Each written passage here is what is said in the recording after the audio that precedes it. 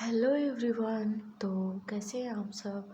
I hope कि आप लोग अच्छे होंगे और अपनी पढ़ाई कर रहे होंगे। तो welcome to my YouTube channel. आज का जो हमारा टॉपिक है जिस पे हम लोग डिस्कस करने वाले हैं, to write balanced chemical equation. इस टॉपिक पे जो है आज हम लोग डिस्कस करेंगे किसी भी रिएक्शन को किस प्रकार से बैलेंस्ड केमिकल इक्वेशन में लिख सकते हैं। तो उसके बारे में जो है स्टेप बाय स्टेप हम लोग यहाँ पे समझते हैं, ठीक है। तो फर्स्ट स्टेप जो है, write down the chemical reaction in the form of a word equation.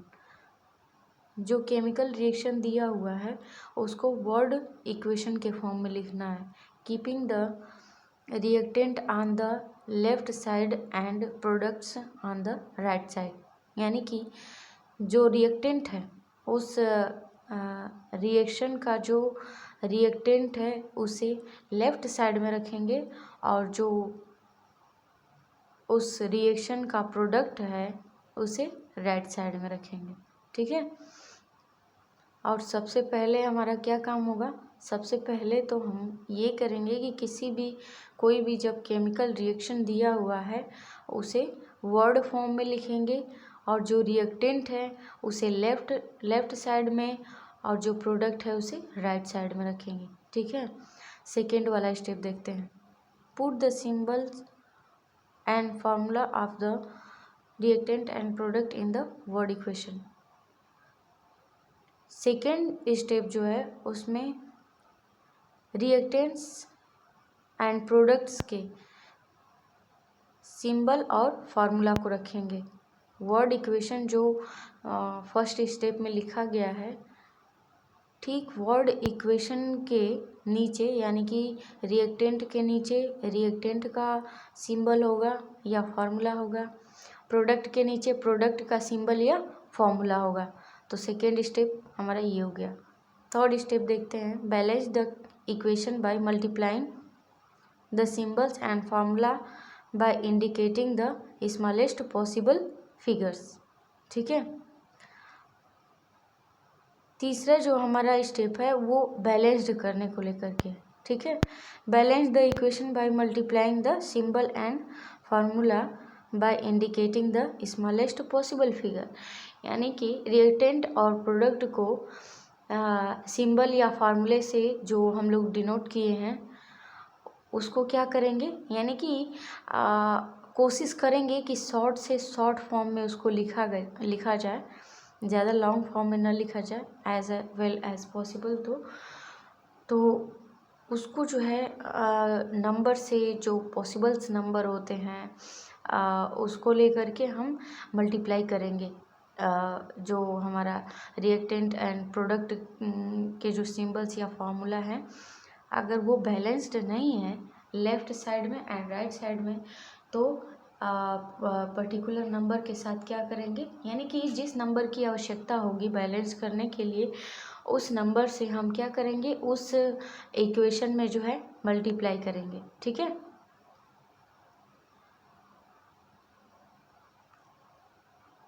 Do not change the formula to balance the equation. हमें एक ये वाला पॉइंट जो है नोट रखेंगे, आप लोग इसको याद रखेंगे, ठीक है, कि हमें क्या करना है कि उसमें फार्मूले से छेड़छाड़ नहीं करना है। यानी कि जो हमारा रिएक्शन का जो फार्मूला लिखा हुआ है उसमें कोई मतलब उसमें कोई काटना छाटना नहीं है, ठीक है। बैलेंस करने के लिए हम क्या करेंगे, सिर्फ और सिर्फ पॉसिबल नंबर को ही पॉसिबल नंबर का ही मल्टीप्लाई करेंगे उस रिएक्शन में, ठीक है। तो ये वाला पॉइंट आप लोग ध्यान में रखेंगे। अब फोर्थ वाले स्टेप देखते हैं। फोर्थ वाला जो स्टेप है हमारा, if possible make the equation more informative by indicating the physical states, heat changes and condition of the reaction. यानी कि इफ़ पॉसिबल, अगर पॉसिबल है तो उस इक्वेशन को ज़्यादा से ज़्यादा इंफॉर्मेटिव बनाने का कोशिश करेंगे उसके फिज़िकल स्टेट, अगर फिज़िकल स्टेट सॉलिड है तो उसे सॉलिड, लिक्विड या गैसियस फॉर्म है तो गैसियस फॉर्म में लिखेंगे। अगर उस पर्टिकुलर अभिक्रिया में हीट चेंजेस हो रहा है तो हीट चेंजेस लिखेंगे। या कंडीशंस कोई दे दिया गया हो कि इस पर्टिकुलर कंडीशंस के अंडर जो है ये रिएक्शन हो रहा है, तो उस कंडीशन को भी वहाँ पे लिखेंगे। ठीक है, तो ये सारी चीज़ें तो हम आपको पीछे बता चुके हैं कि फिज़िकल स्टेट्स क्या क्या हो सकते हैं, हीट चेंजेस क्या है किसी भी अभिक्रिया में, कंडीशंस क्या क्या होते हैं, कैटालिस्ट होता है या हीट के माध्यम में कोई भी रिएक्शंस को करवाया जाता है। तो इस तरीके से जो है ना किसी भी रिएक्शन को किसी भी रिएक्शन का जो हम इक्वेशन लिख रहे हैं उसको ज़्यादा से ज़्यादा इंफॉर्मेटिव बनाने का प्रयास करेंगे। ठीक है, दिस स्टेप में बी अवॉइडेड। अगर आप इस स्टेप को अवॉइड भी कर सकते हैं, बट लिखने से थोड़ा ये रहता है ना कि कोई भी रिएक्शन है तो थोड़ा माइंड में सही से हम लोग उसको पॉइंट कर पाते हैं। ठीक है, और मतलब उसमें ज़्यादा से ज़्यादा चीज़ें जो है हम कम कम फॉर्म में, यानी कि जो हमारा इक्वेशन है, यानी सिंबल फॉर्म में हम किसी भी इक्वेशन को याद रख सकते हैं, जो हमारे माइंड में जो होता है ना पॉइंट करने के लिए बहुत मतलब कारगर साबित होता है। ठीक है, तो ये आपके ऊपर है। वैसे इसको अवॉइड भी कर सकते हैं, अगर आप चाहें तो लिख भी सकते हैं, चाहें तो अवॉइड भी कर सकते हैं। ठीक है, तो चलिए कुछ एग्जाम्पल यहाँ पे लेते हैं। एग्जाम्पल के माध्यम से देखेंगे कि किस प्रकार से किसी रिएक्शन को हम बैलेंस्ड केमिकल इक्वेशन लिख सकते हैं। ठीक है,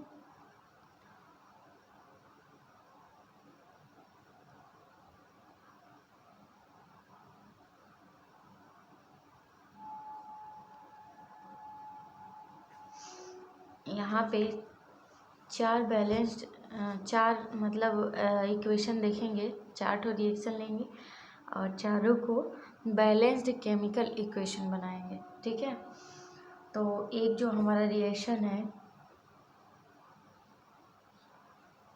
वो है methane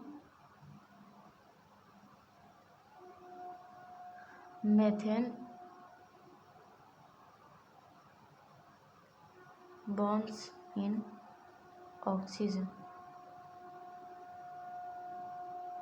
to form carbon dioxide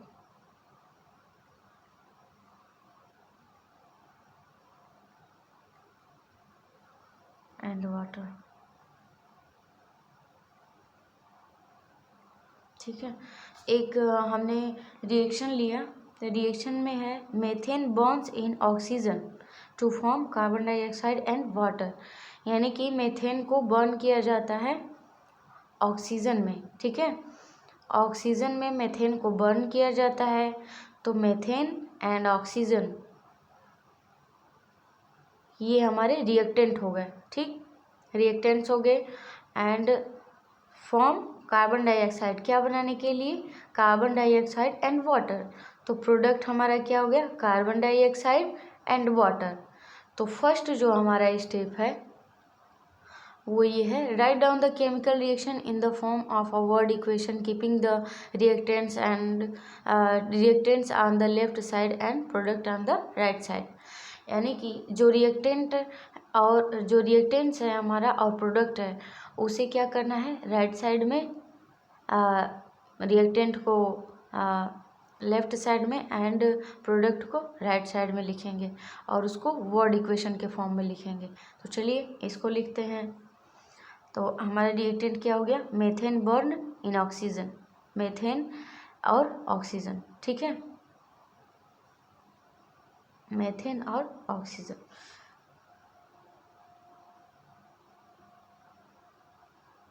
methane plus methane को क्या किया जाता है, ऑक्सीजन में जलाया जाता है। ठीक है,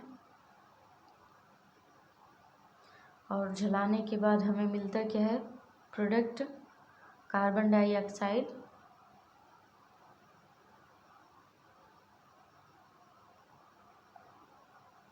प्लस वाटर। ये जो रिएक्शन है, ये रिएक्शन हमारा हो गया वर्ड फॉर्म में। किस फॉर्म में है? वर्ड फॉर्म में।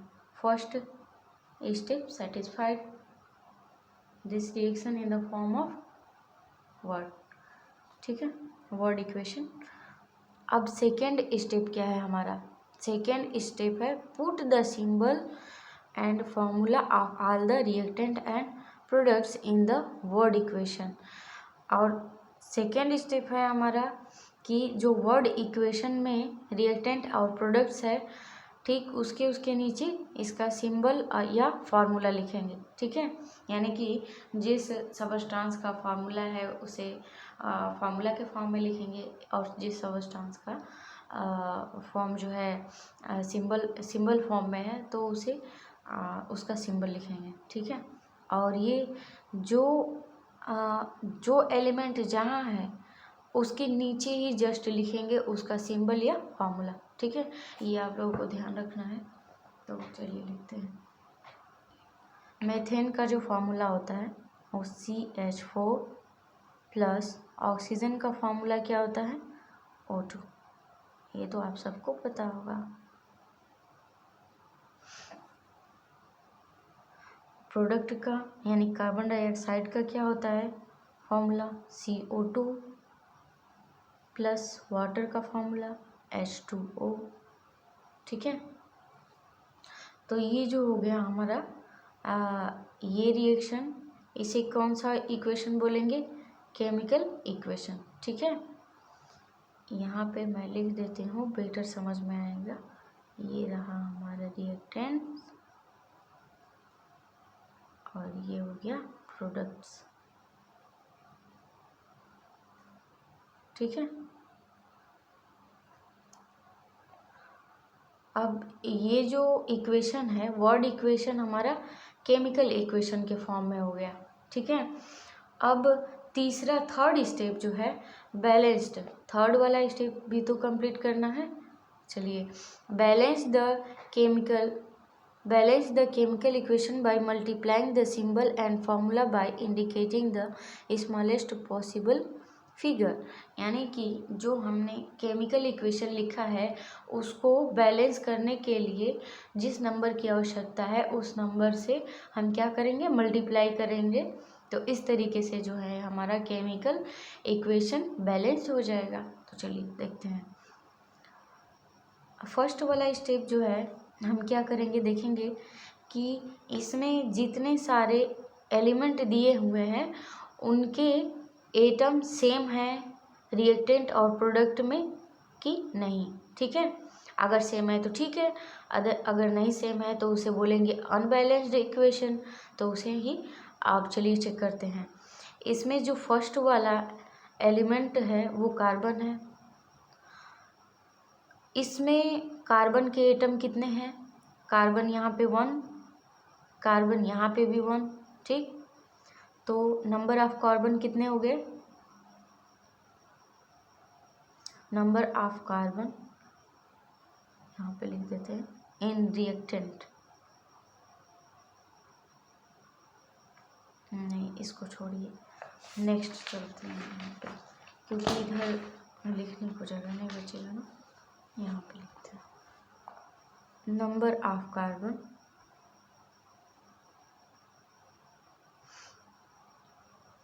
In reactant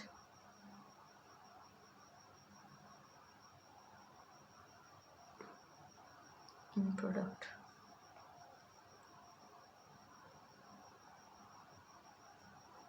number of carbon कितना है?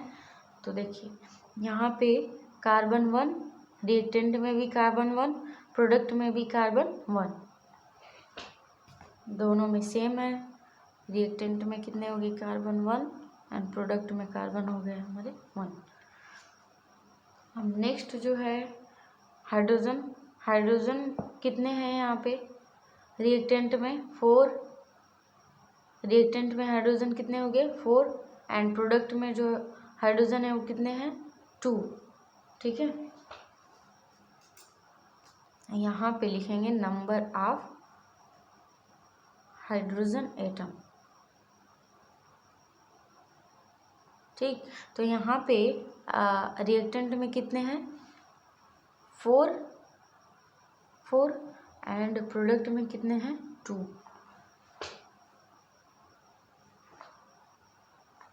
ठीक है, तो यहाँ पे दोनों नंबर सेम नहीं है। ठीक है, तो ये हमारा अनबैलेंस्ड इक्वेशन है, इसे बैलेंस करना है। अब नेक्स्ट वाले एटम का देखते हैं। नेक्स्ट वाला जो हमारा एटम है ऑक्सीजन। ठीक है,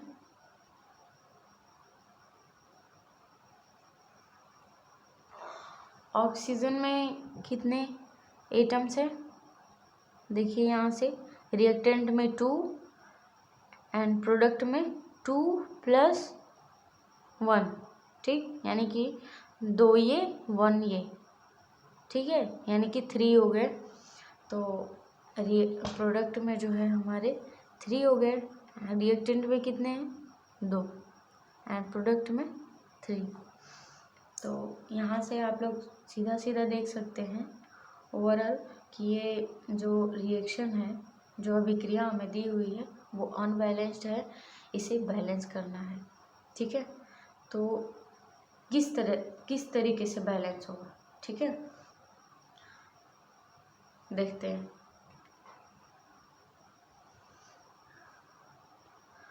बैलेंस करने के लिए हमें number of atom reactant and product में जो है बराबर करने होंगे। ठीक है, तो कार्बन में रिएक्टेंट और प्रोडक्ट सेम है। हाइड्रोजन एटम कितने हैं, रिएक्टेंट में 4 है एंड प्रोडक्ट में 2 हाइड्रोजन एटम है। फिर रिएक्टेंट में जो ऑक्सीजन एटम है वो 2 है एंड प्रोडक्ट में जो है 3 है। ठीक है, तो देखिए हाइड्रोजन एटम जो है अनइक्वल है। ठीक, तो रिएक्शन में क्या करेंगे, इक्वेशन में क्या करेंगे हम कि अगर H2O में 2 से मल्टीप्लाई कर देते हैं तो क्या होता है, फिर से नंबर को काउंट कर रहे हैं। ठीक है, फिर से नंबर ऑफ एटम्स जो है उनको काउंट करेंगे तो देखेंगे कार्बन एटम यहाँ पे 1 है, रिएक्टेंट में भी एंड प्रोडक्ट में भी कार्बन एटम 1 है। हाइड्रोजन एटम 4 है, इसमें हाइड्रोजन एटम कितने हो गए, 4, 2 2 4।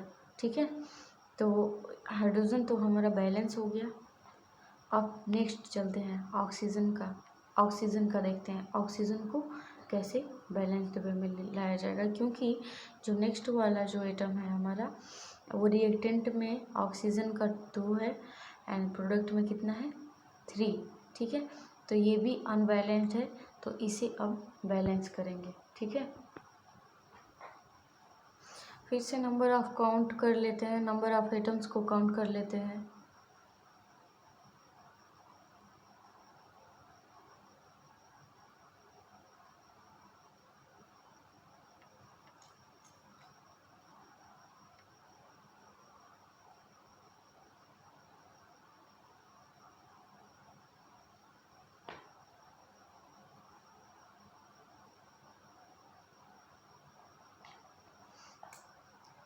कितने कार्बन एटम हो गए रिएक्टेंट्स में, 1 एंड प्रोडक्ट में 1, तो यहाँ पे लिखेंगे 1 1।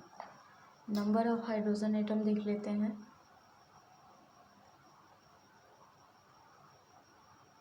तो नंबर ऑफ हाइड्रोजन एटम कितना है, रिएक्टेंट में 4 एंड प्रोडक्ट में भी कितने हो गए हाइड्रोजन एटम, 4। ठीक है, ऑक्सीजन एटम देख लेते हैं,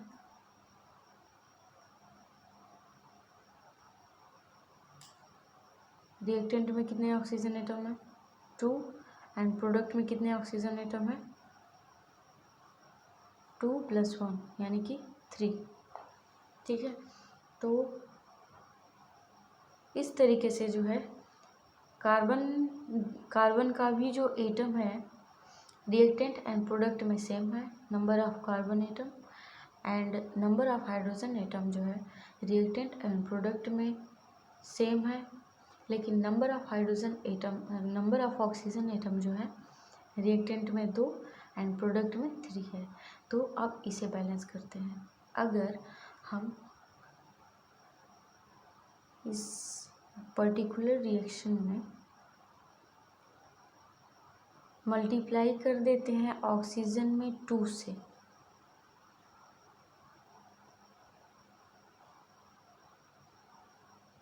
अगर 2 से हमने मल्टीप्लाई किया ऑक्सीजन में, तो देखते हैं कितने एटम्स हो गए हैं। कार्बन 1 एंड प्रोडक्ट में कितने कार्बन 1, रिएक्टेंट में कितने हाइड्रोजन 4 एंड प्रोडक्ट में कितने हाइड्रोजन 4, ऑक्सीजन में कितने एटम हो गए 4 एंड यहाँ प्रोडक्ट में कितने हाइड्रोजन ऑक्सीजन एटम हो गए, सॉरी हाइड्रोजन ऑक्सीजन एटम कितने हो गए 2, यानी कि 2 इसका 2 एटम्स ऑक्सीजन का यहाँ से हो गए एंड 2 जो ऑक्सीजन एटम है यहाँ से हो गए, ठीक। यानी कि ये वाला जो नंबर है ये 2 ऑक्सीजन को भी डिनोट करता है, ठीक है। तो चलिए लिख लेते हैं, number of carbon atom in reactants in products.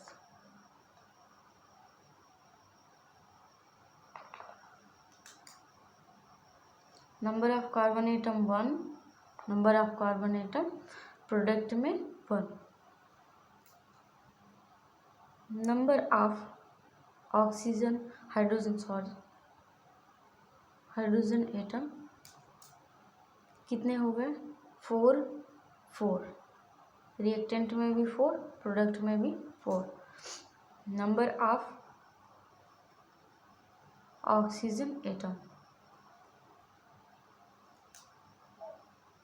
4, number of oxygen atom reactant में 4 एंड प्रोडक्ट में 2 + 2 यानी कि 4,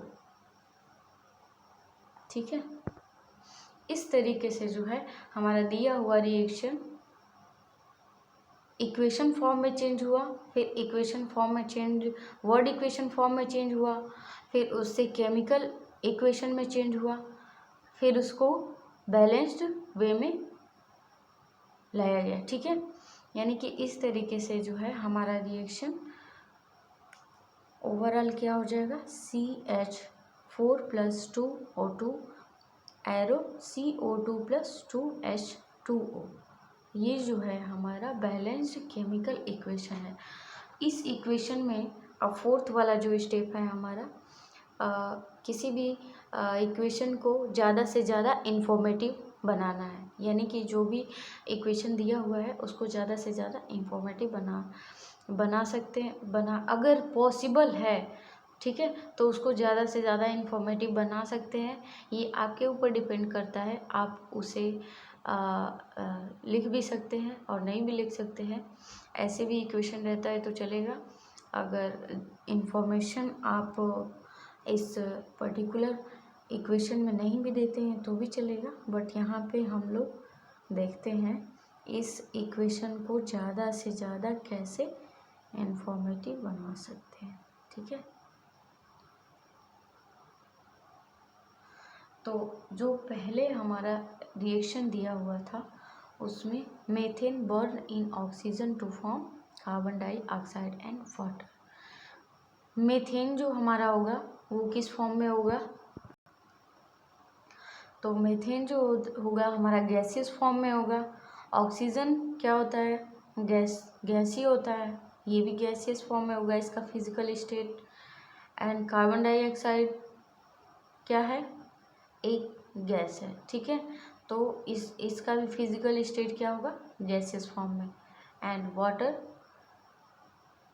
अब सारे के सारे प्रोडक्ट रिएक्टेंट्स हमारे क्या हैं, गैसियस फॉर्म में है, तो इसे बर्न करेंगे तो वाटर भी जो है हमारा गैसियस फॉर्म में वो रिलीज होता है, ठीक है, यानी कि वो वेपर के फॉर्म में रिलीज होता है।